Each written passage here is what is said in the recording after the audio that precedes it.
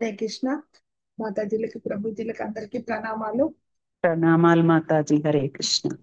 ప్రణామాలు. ఇస్కాన్ మంగళూరు వారు, కులాయి ఇస్కాన్ రాధా గోవింద మందిరము, కులాయి మంగళూరు వారిచే ఈ ప్రోగ్రాం అంటే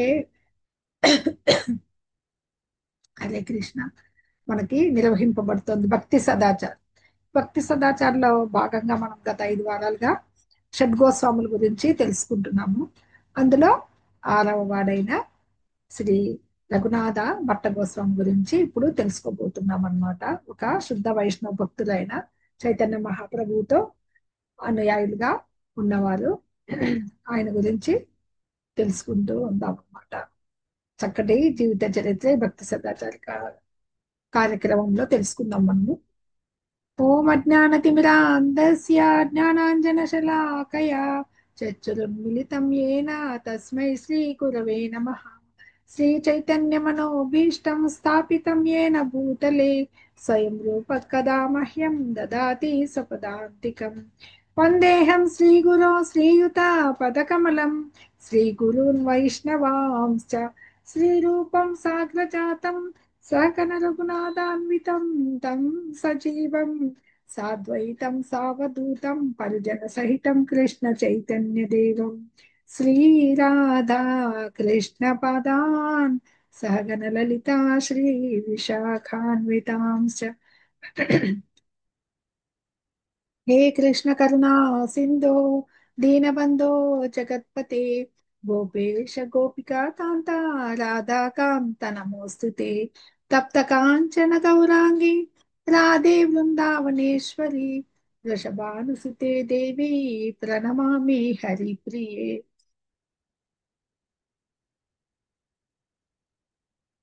पाञ्चाकल्पतरुभ्यश्च कृपा सिन्धुभ्य एव च पतितानां पावनेभ्यो वैष्णवेभ्यो नमो नमः. नमो विष्णुपादाय कृष्णप्रेष्ठाय भूतले श्रीमते भक्तिवेदान्ता स्वामिनिति नामिने. नमस्ते सारस्वते देवे गौरवाणी प्रचारिणे निर्विशेष शून्यवादी पाश्चात्य देशतारिणे. जय श्री कृष्ण चैतन्य प्रभु नित्यानंद श्री अद्वैत गदाधरा श्रीवासादि गौर भक्त वृंद. हरे कृष्णा कृष्ण कृष्णा हरे हरे हरे रामा राम राम हरे हरे. हरे कृष्णा कृष्ण कृष्णा हरे हरे हरे रामा राम राम हरे हरे. हरे कृष्णा कृष्ण कृष्णा हरे हरे हरे राम राम राम हरे हरे.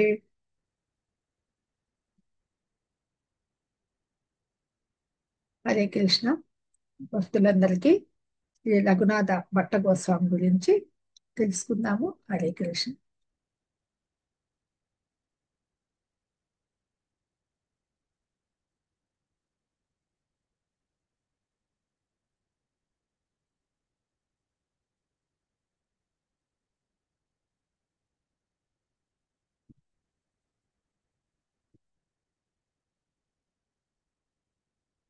శ్రీ రఘునాథ భట్ట గోస్వామి వారణాసికి చెందిన తపన్ మిశ్రా కుమార్తె అనమాట. 1503 ఆయన జన్మించడం జరిగింది.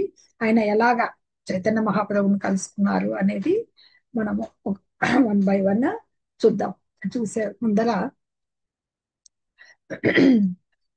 మనం కొద్దిగా ఆయన గురించి తెలుసుకుందాం. ఏమంటే చైతన్య మహాప్రభు శిష్యులంతా కూడా అత్యుత్తమ వైష్ణవ భక్తులు అన్నమాట. ఆయన్ని కలవగానే కలవాలనే తపనతో బెంగాల్కు వెళ్ళి నేర్చుకునేవాళ్ళు. అలాగే ఈయన రఘునాథ దాస గోస్వామి తండ్రి గారైన తపన్ మిశ్రా బెంగాల్లో ఉన్నప్పుడు ఆయన దగ్గరికి వెళ్ళి ఆ జ్ఞానాన్ని పొంది ఆధ్యాత్మిక జ్ఞానాన్ని ఆయన దగ్గర హరినామ దీక్ష కూడా తీసుకుని ఉన్నారనమాట.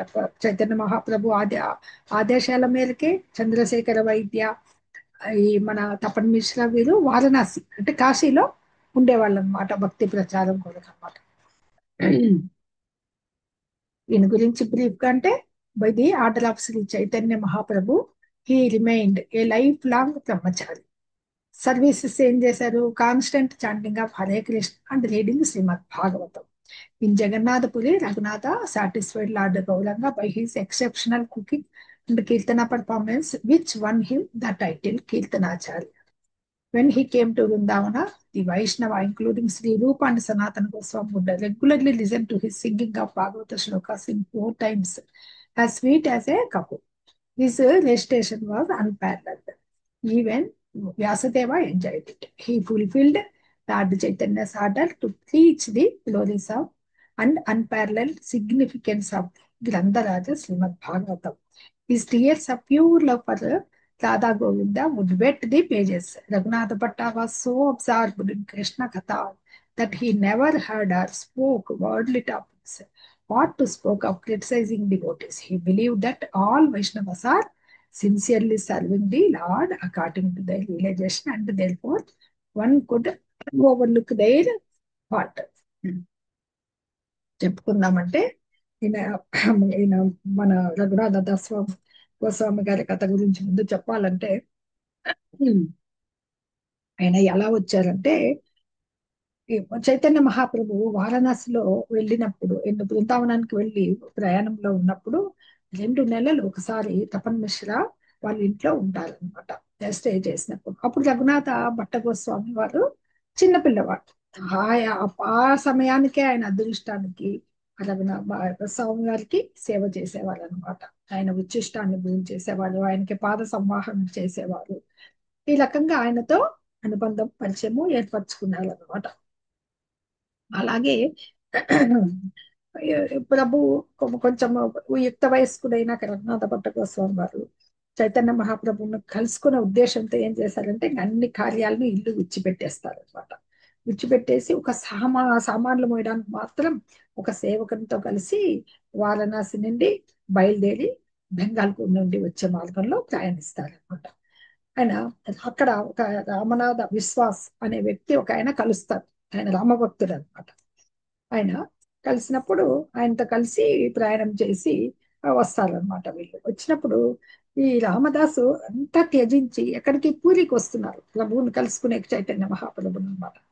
చైతన్య జగన్నాథం దర్శనానికి వెళ్తున్నప్పుడు అతను ఆ రామనాథ విశ్వాసి ఎప్పుడు 24 గంటలు రామనామం జపిస్తూ ఉండాడనమాట. అతను రఘునాథ దాసు భట్టు సామాన్లు ఆయన కూడా మోసేవాడు అనమాట. రకరకాలుగా రామదాసు సేవ చేస్తాడనమాట. చేస్తే అతను పాదాలు కూడా అతను సంవాహనం చేస్తాడనమాట. ఈ సేవలు తీసుకునేకి, ఎందుకంటే రఘునాథ దాసు ఎప్పుడైతే ఈ ప్రభు యొక్క వాళ్ళ పరిచయం ఉంది కదా తండ్రి ద్వారాని, ఆయన వాళ్ళ ఇంట్లో ఉన్నాడు చిన్న పిల్లవాడి నుంచి రమ్మని చెప్పింటారు. అందుకని ఈ సేవలు తీసుకునేకి ఆయన సంకోచిస్తాడనమాట రఘునాథ భట్టు గోస్వామి. సంకోచించినప్పుడు రఘునాథ భట్టు అతనితో ఏమంటారు, మీరు పెద్దవారు, పండితులు, మహాభక్తులు, మీరు నన్ను సేవించకండి, కేవలం ఆనందంగా నాతో రండి అని చెప్తారు అనమాట. చెప్పినా రామదాస్ ఏం చెప్తారు, శూద్రుడు ఆయన, కాయస్థ కులానికి చెందినవాడు అనమాట. అధముడిని, నేను బ్రాహ్మణుని సేవిస్తున్నాను, అది నా ధర్మము అని అంటాడనమాట. కనుక సంకోచించవద్దు, నేను మీ దాసుడిని, మిమ్మల్ని సేవించినప్పుడు నా హృదయము ఉల్లాసం చెందుతుంది అని చెప్పేసి సామాన్లు మోస్తూ రేయింబవళ్ళు రామనామం జపిస్తూ ఇతను తోడుగా ఈ రీతిగా ప్రయాణం చేస్తూ రఘునాథ భట్ట గోస్వామిను అలా జగన్నాథపురికి వచ్చి చైతన్య మహాప్రభువుని కలిసి ఆయన పాదపద్మాలని ఆశ్రయిస్తారనమాట. రఘునాథ భట్టు దండ ప్రమాణాలు చేసినప్పుడు అతను ఎవరో తెలుసు ప్రభువుకి, కాబట్టి ఆలింగనము చేసుకుంటారనమాట. ఆయన అట్లే రఘునాథ భట్టు తన తండ్రి అయిన తపన్ మిశ్రా, చంద్రశేఖర వైద్య అని ఉన్నారు కదా, ఆయన వందనాలు, వాళ్ళ ఇంట్లో 2 months ఉండింటారు. ఆయన తెలియజేస్తారు. మహాప్రభువు కూడా ఆయన వాళ్ళ గురించి ఏమి సంగతులను అడిగి తెలుసుకోవడం జరుగుతుందన్నమాట. సరే, నీవు ఇక్కడికి వచ్చావు, ఇక్కడికి రావడం మంచిదైంది, ఇప్పుడు వెళ్ళి నువ్వు కమలలోచండైన జగన్నాథుడి దర్శనం చేసుకో వచ్చిన వెంటనే ఈ రోజు నా దగ్గర భోంచేయని మహాప్రభు చెప్తారనమాట. చెప్పిన తర్వాత వాళ్ళకి మళ్ళీ ఏర్పాట్లు కూడా చైతన్య మహాప్రభువే చూస్తారనమాట. వసతి ఏర్పాట్లు గోవిందునికి చెప్పి, తన అనుచరుడు ఉంటారనమాట గోవిందుడు, చెప్పి స్వరూప దామోదర చైతన్య మహాప్రభు జగన్నాథపురిలో ఆయన అనుయాయులు చాలా మంది ఉంటారు, అమరదరాయలు ఉంటారు, స్వరూప ఆ, స్వరూప గోస్వామి, దామోదర అది భక్తులంతా ఉంటారు. ఆ, వాళ్ళందరికీ పరిచయం చేస్తారు. ఈ రకంగా రఘునాథ దాస గోస్వామి 8 నెలలు ప్రభుతో పాటే కలిసి ఉంటాడు అనమాట. 8 నెలలు సేవించుకుంటాడు. అతను అనుభూతి అంటే సాక్షాత్ భగవత్ సంకల్పం అంటే మనం ఎలాగైతే ఒక బృందావనానికో ఒక మధురకో ఒక మనం వెళ్ళినప్పుడు ద్వారకకు వెళ్ళినప్పుడు మనం భగవాన్ని సన్నిధి అనుభవించినంత తృప్తిగా ఉంటాం కదా, ఒక ఇస్కాన్ మందిరానికి వెళ్ళినప్పుడు అనుభూతి పొందుతాం కదా, అటువంటి దివ్యానుభూతి అంటే చిన్న భగవద్ దర్శనంలోనే మనకు అంత అనుభూతి ఉంటే సాక్షాత్తు చైతన్య మహాప్రభు సాంగత్యంలో 8 నెలలు గడిపాడంటే ఆయనకి అంత దివ్యానందం కలుగుతుంది అనమాట. కలిగి అనుభూతిని పొందడం జరుగుతుంది. జరిగిన తర్వాత మధ్య ఇతనికి బాగా వంటలు వచ్చు. ఎవరికి? రఘునాథ భట్ట స్వామికి చక్కగా వండి పెట్టడం వచ్చు అనమాట. రకరకాల అన్నము, రకరకాల పిండి వంటలు వండి ఇంటికి పిలిచేవాడు. ఈయన ఉన్నారు కదా వసతి, చైతన్య మహాప్రభువుని పిలిచి చక్కటి భోజనము పెట్టేవాడు అనమాట. పాకశాస్త్ర ప్రవీణుడు ఆయన. ఏది వండినా అమృతంలాగా ఉంటుంది. అదే ఇక్కడ చెప్తున్నారనమాట. Constant chanting and satisfy exception, cooking and kirtana, 2 దివ్య లక్షణాలు. ఒకటి చక్కటి ప్రావీణ్యం, ఇంకొకటి చక్కగా పాడడం. ఎలా పాడతారంటే ఆయన కోకిలంత మధురంగా ఉండేటువంటి ఆ గానం అనేది అని చెప్పేసి పాడేవారనమాట. ఆయన వండిన ఆహార పదార్థాన్ని చైతన్య మహాప్రభువు చాలా ప్రీతితో తినేవారు అనమాట పరమానందంతో. ఆయన తిని సంతుష్టులైన తర్వాత ఆయన ముక్త శేషాన్ని రఘునాథ భట్ట గోస్వామి స్వీకరించేవారు. ఈ వెంట వచ్చిన రామదాస విశ్వాసనైన రామభక్తుడైనప్పటికీ కొద్దిగా అహంకారం పూరితుడని చెప్పేసి తర్వాత ఆదరిస్తారు ప్రభు ఆయన్ని అనమాట. ఈయన ఈ రామదాద విశ్వాస్ కూడా అక్కడే జగన్నాథపూర్లోనే ఉంటారు. 8 నెలల తర్వాత బాగా గమనిస్తారు చైతన్య మహాప్రభు రఘునాథ దాస గోస్వామి వారిని చక్కగా గమనించడం జరుగుతుంది అనమాట. జరిగిన తర్వాత ఈయన భక్తుడని తెలిసిన తర్వాత ఒక ఇంకా ఎలాగా వచ్చేస్తారు ఈయన భక్తిలోకని, వివాహం చేసుకోవద్దు అప్పటికి ఇంకా బ్రహ్మచారి, వివాహం కాలేదు. ఎందుకంటే నిర్ద్వందంగా ఖచ్చితంగా చెప్పేస్తారు.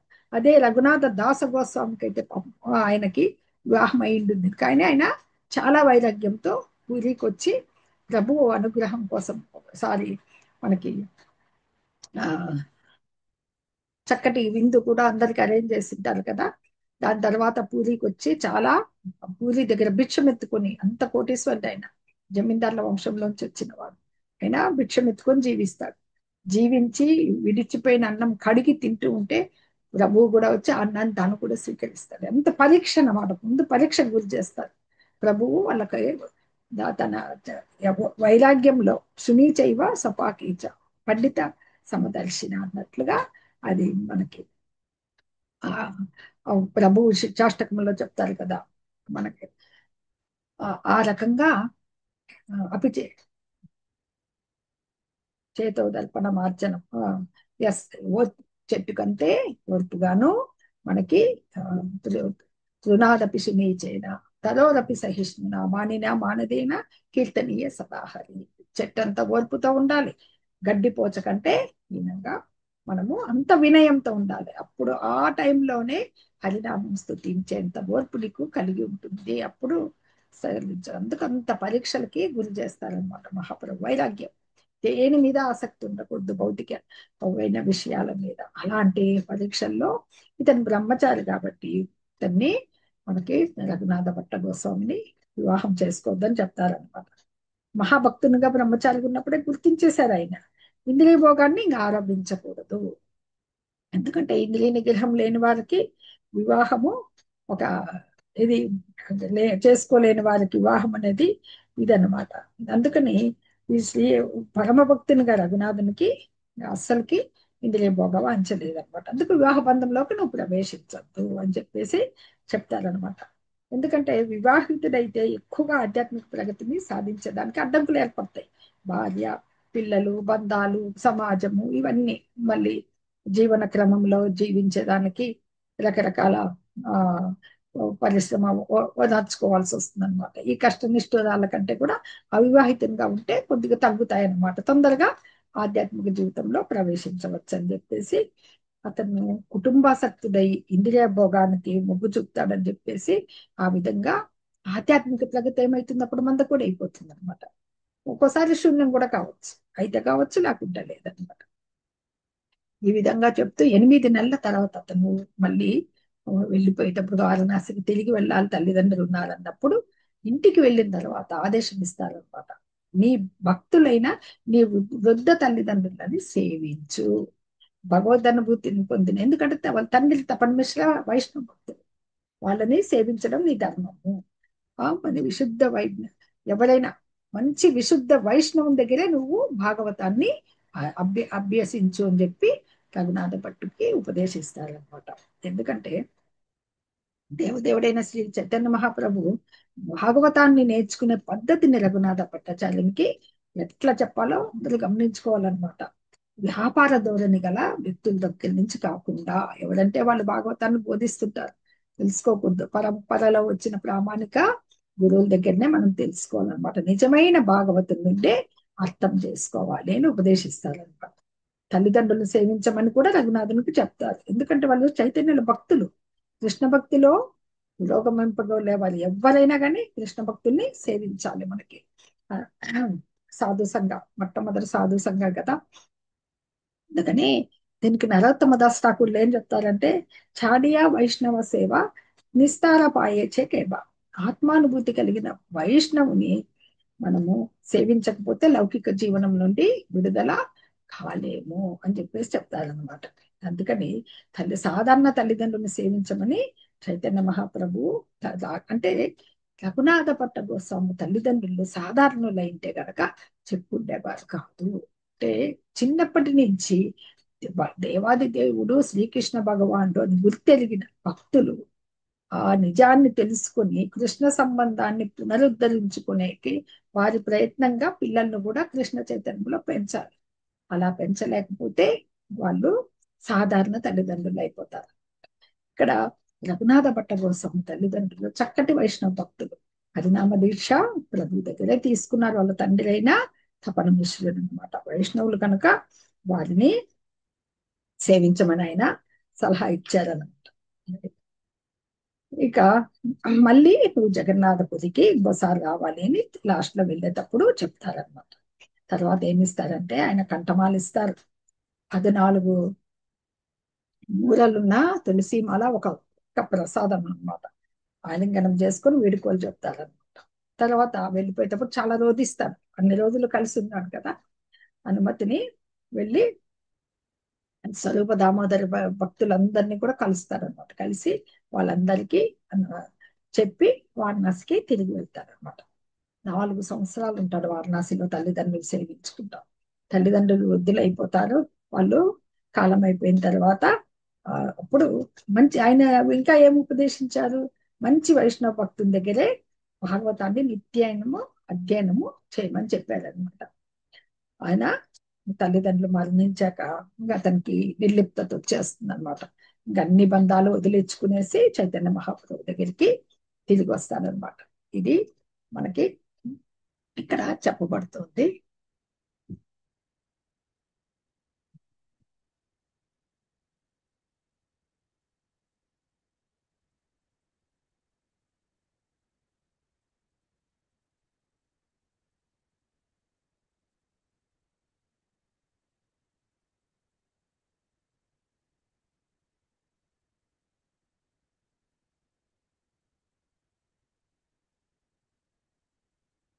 Yes.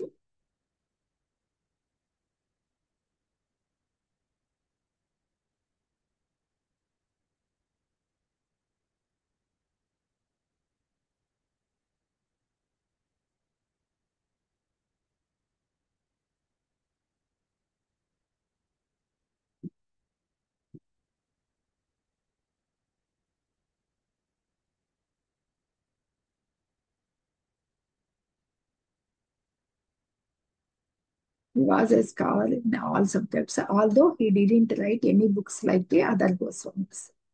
Raghunatha Bhatta Goswami learned everything simply by hearing Shastras. Feeling that Muslims might desecrate Raghunatha Bhatta Goswami's sacred form, Sri Jiva Goswami had also had his body burned. The ashes were placed in two samadhis, one in Radhakunda, another in Sittipol Samadhis area, in Radha Govindji Nitya Leela. He serves as the Rasa or Agamanjali, one of the Sri Radha's Ashtamanjalis. తర్వాత ఈయన మిగతా గోస్వాములు, రూప గోస్వామి, సనాతన గోస్వామి, హరిభక్తి విలాసం రాశారు, భక్తి రసామృత సింధు, ఎన్నెన్నో గ్రంథాలు రాశారు. వాళ్ళు చేసిన సేవ చాలా. జీవ గోస్వామి వారు కూడా అంటే మనం చూసాం, గోపాల భట్ట గోస్వామి వీళ్ళు. ఈ ఈయన వెళ్ళిన తర్వాత వాళ్ళతో కలమని చెప్తారు, బృందావనానికి వెళ్ళమని. ఇక్కడికి వస్తారు కదా, మళ్ళీ తిరిగి వచ్చిన తర్వాత మళ్ళీ 8 నెలలు ఉంటారు. వెళ్ళిన తర్వాత ఇక్కడ కాదు, నీ సేవలు బృందావనానికి, అక్కడ వెళ్ళి రూప గోస్వామి, సనాతన గోస్వామి వాళ్ళ రక్షణలో ఉండు అని చెప్పేసి ఆదేశాలు ఇస్తారనమాట. నీవు బృందావనంలో నిరంతరము హరే కృష్ణ మంత్రాన్ని జపించు. ఒక్కొక్కరికి ఒక్కొక్క ఆదేశం ఇచ్చారు కదా. రూప సనాతన గోస్వాముల వారికి బృందావనాన్ని పునరుద్ధరించమన్నారు, రాధాకుండాన్ని వెతికారు, టెంపుల్స్ నిర్మించమన్నారు అనమాట. ఈయనకేం ఆదేశం ఇచ్చారు? హరే కృష్ణ మహామంత్ర జపము, నిరంతరము భాగవతము చదవమన్నారు అనమాట. దేవదేవుడైన శ్రీకృష్ణుడు నీ కృపని నీ పట్ల చూపిస్తారు అని చెప్తారు. ఇది పలికిన తర్వాత పాపం చైతన్య మహాప్రభు తన దగ్గర మళ్ళీ ఒక 8 months పెట్టుకున్నాక ఆయన్ని ఆలింగనం చేసుకుని అప్పుడు పంపిస్తారనమాట బృందావనానికి. పంపించిన తర్వాత ఒక ఉత్సవంలో జగన్నాథుని దగ్గర తిరిగి వచ్చిన తర్వాత ఆయన మాల ఇచ్చేది. ఆయనకు ఉత్సవంలో 14 మూరల తులసి మాల ఉంటుందన్నమాట. అది శ్రీ జగన్నాథుడు 14 మూరలు జగన్నాథుడు ధరించిన హారం అన్నమాట. ఆ హారము ఒక వక్క. అవి రఘునాథ భట్ట గోస్వామికి ఇచ్చి, అతను తన పూజలో ఒక పూజా దైవంగా భావించి గురువు ఇచ్చిన దాన్ని అతను జాగ్రత్తగా సేవిస్తాడు అనమాట. చైతన్య మహాప్రభుల అనుజ్ఞ పొందేసి ఇంకప్పుడు తీసుకుని బృందావనానికి వెళ్ళి ఈ రూప సనాతన గోస్వాముల వారిని కలుసుకుని వాళ్ళ రక్షణలో ఉంటారన్నమాట. వీళ్ళు అప్పుడు ఆయన ఏం ఆదేశించారు? నిరంతర హరే కృష్ణ మహామంత్ర జపము, భాగవతం చదువుతున్నప్పుడు రూప గోస్వామి వారికి రోజు భాగవతము చదివి వినిపించేవాళ్ళనమాట. తర్వాత రఘునాథ భట్టు కృష్ణ ప్రేమతో పరవశించిపోయేవాడు అనమాట. చదివిన తర్వాత ఆయనకి ఇవన్నీ అనుభూతులు ఉన్నాయి కదా మనకి. అవి ఎలాగైతే చైతన్య మహాప్రభు అనుభూతం గద్గద హృదయాది వదనం అని చెప్పేసి మనము శిష్టాష్టకంలో చూసినట్లుగా ఆయన కర్ణచే అశ్రువులు, కంపనము, కంఠం గద్గదం కావడం వంటి ప్రేమ లక్షణాలు. భక్తిలో లక్షణాలు ఏముంటాయి? మొట్టమొదట మనకి సాధు సంఘ, భజన క్రియ, అనర్థ నివృత్తి, నిష్ట, రుచి, ఆసక్తి, భావభక్తి, ప్రేమ భక్తి. ఆ లక్షణాల్లో ప్రేమ భక్తికి వచ్చేస్తారన్నమాట.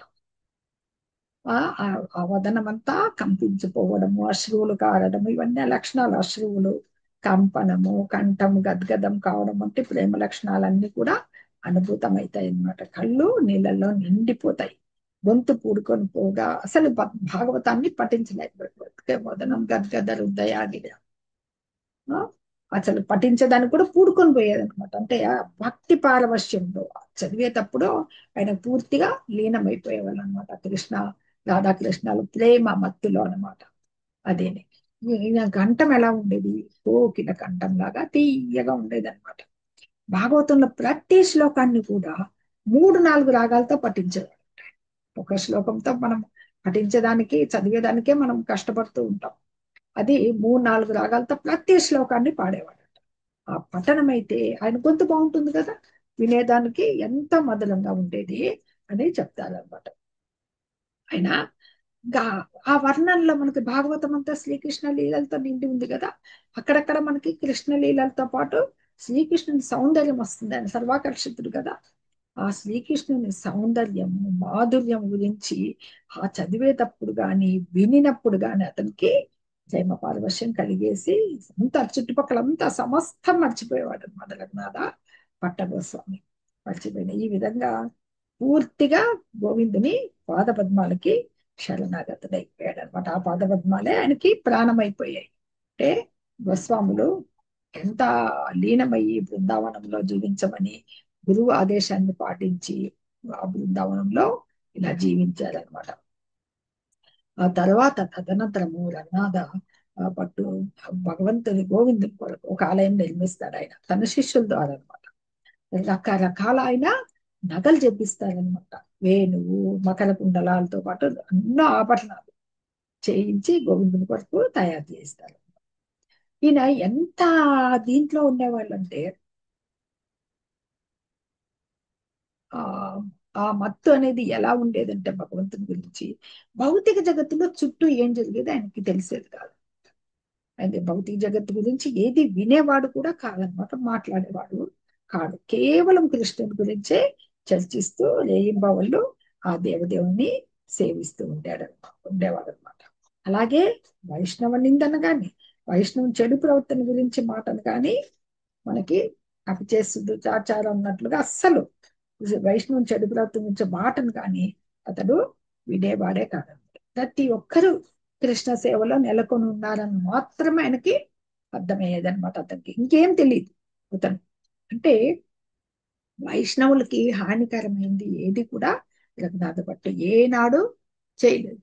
ఏది అంటే భగవత్ సేవలో ఏనాడు పరాకుగా లేడాయన. అంతేకాకుండా విశుద్ధ వైష్ణవుని విధి నియమాల్ని ఎప్పుడూ ఉల్లంఘించలేదన్నమాట. శిష్యులు అసలుకి మామూలుగా శిష్యులు అనుయాయులు వైష్ణవాచార్యాలు నియమాలు ఉల్లంఘించకుండా చూడటం వైష్ణవాచార్యులు బాధ్యత. ఖచ్చితంగా నియమపాలనం ఇలా చెయ్యాలని సర్వదా ఉపదేశించాలి. ఎందుకంటే వైష్ణవ భక్తులు పతనం చెందకుండా చూడాల్సిన బాధ్యత అనేది శిష్యులు ముఖ్యంగా అనేది ఆచార్యునికి ఉండాలన్నమాట. వైష్ణవ ప్రచారకులకి అవి వారు పతనం చెందకుండా అవి కాపాడుతాయి. నియమ నిబంధనలు అనేది దాటకూడదు కదా. ఒక్కొక్కప్పుడు వైష్ణవ ప్రచారకుడు ఇతరులని విమర్శించాల్సి వస్తుంది అనమాట. అది ఆ భాగమే అది కూడా. కానీ రఘునాథ భట్టు అది చేయలేదన్నమాట. అది చేయలేదు. ఇంకొక వైష్ణవు నిజానికి తప్పు చేసినా కూడా ఆయన విమర్శించలేదు. ఆయన ఎంత భగవాన్ లోకంలోనే ఆయన జీవితాన్ని గడిపేశారనమాట. ప్రతి ఒక్కరూ కృష్ణ సేవలో నెలకొన్నట్లు మాత్రమే ఆయన చూసేవాడు అనమాట. ఇది ఎవరి స్థితి? మహాభాగవతుని స్థితి అనమాట. ఒక భాగవతుడు ఎలా ఉండాలి అని ఎవరిలో తప్పులు ఎతకలేదు, ఎవరిని విమర్శించలేదు. ఇలాగా అంత నిజానికి ఒక వ్యక్తి మాయను సేవిస్తున్నప్పటికీ కూడా ఉన్నత భావంలో కృష్ణ సేవకుడే అవుతాడు అని చెప్పేసి చెప్తారు. ఎందుకంటే మాయ ఎవరు? శ్రీకృష్ణ భగవానుని దాస్ మాయాదేవి అంటే కనుక మాయను సేవించేవాడు పరోక్షంగా కృష్ణుణ్ణి సేవిస్తాడని ఈ విధంగా చెప్పబడతాది అనమాట. కేహమానే కేహనామానే సభతార దాస ఏనామానే తారా హయాసి ఈ పాపే నాశ అట్లా అని. అంటే కొందరు దేవదేవుని అంగీకరిస్తారు, కొందరు అంగీకరించరు. అయినా ఎల్లరూ అతని దాసుడే. అంగీకరించినా అంగీకరించకపోయినా ఒక దాసుడైనా దమండైనా ఎవరైనా కానీ దానవుడైనా ఎవరైనా కానీ భగవంతుని దాసులు వాళ్ళు గుర్తించరు. వైష్ణవ భక్తులు గుర్తిస్తారు. తమకి వైష్ణవం భగవంతునికి ఉన్న సంబంధాన్ని మన నిజస్థితి ఏంటి? దాసాను దాసాను దాసులు భగవానుని దాసులం మనమంతా. అది గుర్తించగలగడమే మన జీవిత లక్ష్యంగా పెట్టుకోవాలి. కనుక తన అతన్ని అంగీకరించిన వాడు ఏమైతాడు? వాళ్ళ పాప కలాపాలచే నశించిపోతారని చైతన్య చరితామృతంలో చెప్పబడింది అనమాట. ఈ రఘునాథ భట్ట గోస్వామి శ్రీకృష్ణ స్మరణలో లగ్నమైనప్పుడు ఎలాగా ఆయన ఇచ్చారు కదా 14 మూలల తులసిమాలని జగన్నాథ ప్రసాదము కలిపి కట్టి మెడలో ధరించేవారు అనమాట. దాన్ని ఇది మనకి ఈ లీలలన్నీ కూడా కృష్ణదాస కవిరాజ గోస్వామి ఆయన మనకి దీంట్లో వర్ణించడం జరిగింది అనమాట చైతన్య చరితామృతంలో.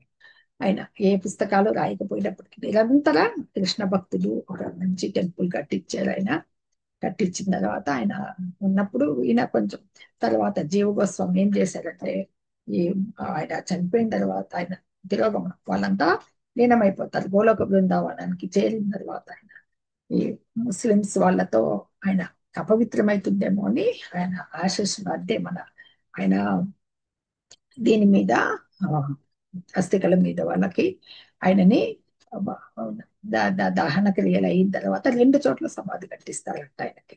ఒకటి రాధాకుండం దగ్గరను, ఇంకొకటి 64 సమాధుల ఏరియాలోను ఇంకొకటి కట్టారని చెప్పేసి ఇక్కడ చెప్పబడింది అనమాట.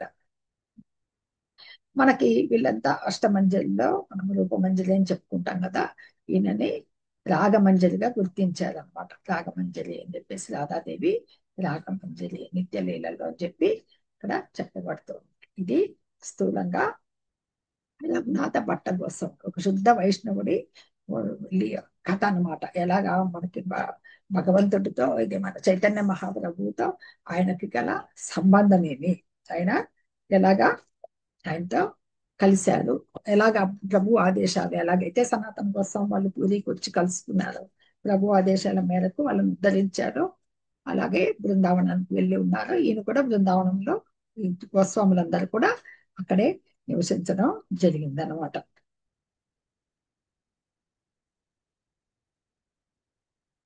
నేను రాగమంజరి అనే గొప్ప అని చెప్పి చెప్పాలన్నమాట. చివరిలో ఆయన ఎక్కడ జీవించారంటే రాధాకుండం దగ్గర ఉన్న చిన్న కుటీరంలో జీవించారు. ఇది ఇది మనకి గప్పాదుల వారు కూడా చైతన్య చరితామృతం భాష్యంలో మనకి ఇది చెప్తారు. ఆయన రూపగోస్వామితో కలిసినప్పుడు భాగవతాన్ని చదివి వినిపించడమే ఆయన కార్యము. ఆ భాగవత కీర్తన ఫలితంగా ఆయనకి కృష్ణ ప్రేమను పొంది సర్వదా దాంతోనే మత్తులో ఉండిపోయారు అనమాట.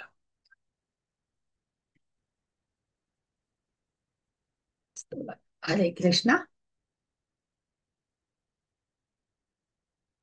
హరే కృష్ణ హరే హరే కృష్ణ కృష్ణ మాతాజీ, హరే కృష్ణ. కృష్ణ హరే హరే హరే రామ హరే రామ హరే హరే హరే. ఒకసారి మనము అంతకి అయిపోయింది. రాగమంజరి అంటే అష్టసకుల్లో ఒక ఆవిడ పేరా మాతాజీ? అవును మాతాజీ, రాగమంజరి, రూపమంజరి, రసమంజరి, అనంగమంజరి అని వీళ్ళకందరికి 6 మంది పేర్లు మాతాజీ. ఒకసారి ఆ 6 రాసి చెప్తాను. హరే కృష్ణ. అంటే ఆవిడే మళ్ళా ఈయన రూపంలో వచ్చారనా? కాదు మాతాజీ, ఆయన ఆయన యొక్క అష్ట సఖులు ఎవరు సార్, రాధారాణి యొక్క ఆ, గోపికలు అన్నమాట. అవును. ఇప్పుడు ఈ రఘునాథ భట్టాచార్యులు అన్న స్వామి ఆవిడ రూపం అని అనుకోవాలా, లేకపోతే ఆ రకంగా సేవ చేశారని అర్థం చేసుకోవాలట? ఆ రకంగా సేవ చేశారు. ఓకేనా?